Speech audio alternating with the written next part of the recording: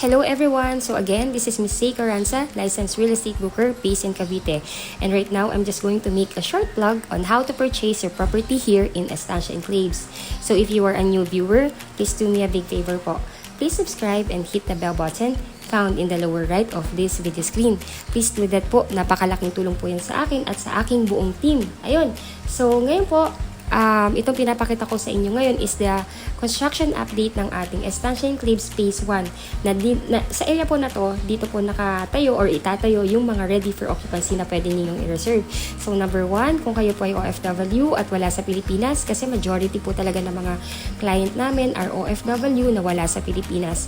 Kung gusto niyo na po mag-purchase ng property, all you need to do po, number 1, our number is already posted in this video. You can contact me or my agents na nakalagay po sa number na to or sa video na to. And our URL ng aming Facebook account nasa text description ng video na to. Please add us na rin po para at least we could have a live chat kung paano po namin kayo properly mag-guide sa journey ninyo ng pagkuha ng inyong property dito sa amin sa Estancia Enclaves. Number 2, mag-assign ng representative or SPA or Special Power of Attorney or Attorney in Fact na siyang kakatawan po sa inyo sa pagkuha ng inyong property dito sa Pilipinas. Siya po ang pipirma ng mga documents in behalf po ninyo while wala po kayo dito sa atin sa Pilipinas. Ang representative na pwede nyo pong i-assign, number 1, pwedeng asawa, pwedeng anak, pwedeng magulang, pwedeng pinsan, pwedeng in-laws na kaipilido pa ng inyong spouse na nag-e-edad ng 21 up to 55 years old. Number 3, pag na-message na po kami, automatic po kukunin namin ang inyong email address para ma-forward po namin sa inyo yung reservation form. Fill upan nyo lang po yung reservation form. Then pagka-fill up nyo po, kindly attach your documents na available po ninyo ngayon like passport and 2 valid ID. Paki-attach na rin po ang inyong latest job contract or at least 1 month payslip po. Number 3, pay your reservation fee. Ang reservation fee po natin is only 25,000 pesos.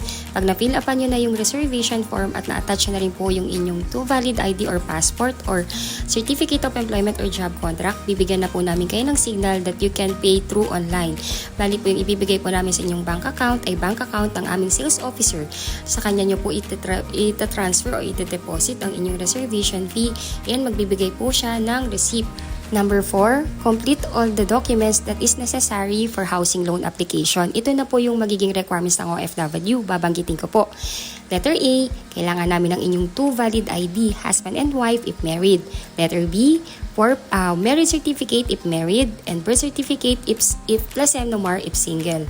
Then letter D, latest 3 months payslip, job contract, or latest certificate of employment with declared monthly compensation. Then letter E, kailangan din namin ng inyong proof of billing na nakapangalan po sa inyo, pwede ring nakapangalan sa representative ninyo. Proof of billing na pwede pong gamitin ay pwedeng Meralco, pwedeng water bill, pwedeng internet bill. Letter F, TIN ID, husband and wife if married po. And letter G, scan copy of your Xerox or Xerox copy of your passport, pati rin po yung Xerox or scan copy ng latest arrival departure stamp sa passport po ninyo.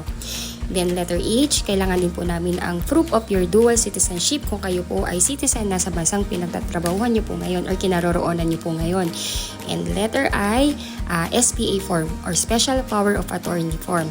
Isasend po namin ito sa inyo via email kasabay ng reservation form. Ipiprint po ninyo ito, isasign at dadalhin sa embahada natin kung saang bansa po kayo ngayon.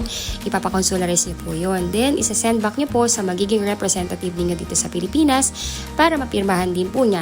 Pag napirmahan na po niya, pwede po niyang dalhin sa Estancia Enclaves sa site office namin or ipa-LBC. Pay your down payment within 30 days upon reservation, that is 59,000 po. Ngayon po, pwede nyo po itong i-deposit directly sa bank account ng developer or pwede po kayong mag-request sa bank kung saan depositor kayo or ang inyong representative ng manager's check na nakalagay ang pangalan ng developer natin na si Raymoland Land Inc. at kasabay po doon ang exact amount na kailangan po sa inyong down payment which is about 59,600. Pag complete na po ang inyong requirements at bayad na po ang full down payment, ay stop payment na po muna kayo. Iintayin na lamang po natin ang approval ng inyong bank financing housing loan. Usually po, ang bank na nag-approve po sa inyo ay directly mag-i-email sa inyo upang i-inform kayo na kayo'y approve na. Pag naka-receive na po kayo ng email na ganon, basahin nyo lang po yung terms and condition and kung okay na po sa inyo, replyan nyo lamang po na ina-accept nyo na ito At sunod po nun, i-schedule na po kayo for the loan contract signing. Kung wala pa kayo sa Pilipinas, pwede po ang inyong representative ang siyang pipirma in behalf ninyo. Once po nakapagpirmahan na po ng contract, ang developer natin ay iintayin na lang ang loan proceed na ibigay sa kanya ng bangko. Once na-receive na po ng ating developer, hihingi naman po ang ating developer ng 30 to 45 days para po sa unit preparation at acceptance ninyo. And pagka na-schedule ng inspection, nakapag-inspect na kayo or ang inyong representative at okay na sa inyong pagkakagawa ng bahay, pwede nyo na itong i-accept ang susi at pwede na ninyong lipatan. Ayun po, easy as 1, 2, 3 lang po ang pagkuha ng property dito sa atin sa Pilipinas. So, ayun po, if you think po na nakakatulong po ako sa inyo para magkaroon ng kaliwanagan sa pag-purchase ng inyong pangarap na bahay dito sa amin sa Estancia Enclaves, please consider us to be your broker, partner, and agent sa inyong journey sa pagkuha ng inyong dream home dito sa Pilipinas. So again, our number is already posted in this video. I am Miss C. Carranza. You can add me in my Facebook account. Please follow me also in my YouTube channel, in my Facebook page, and TikTok. Just search Discounted Homes sa Pinoy. Ayun po yung mga number po namin. Nandito na rin po, pati yung number ng aking mga agents. We are happy and always ready to answer all your inquiries po. Ayun po, so if you have intentions to reserve or gusto nang ipatripin ang inyong mga relatives, just message us po. Ayun po, thank you so much for watching, and again, if you are new to my channel, please do me a big favor. Please subscribe and hit the bell button found in the lower right of this video screen.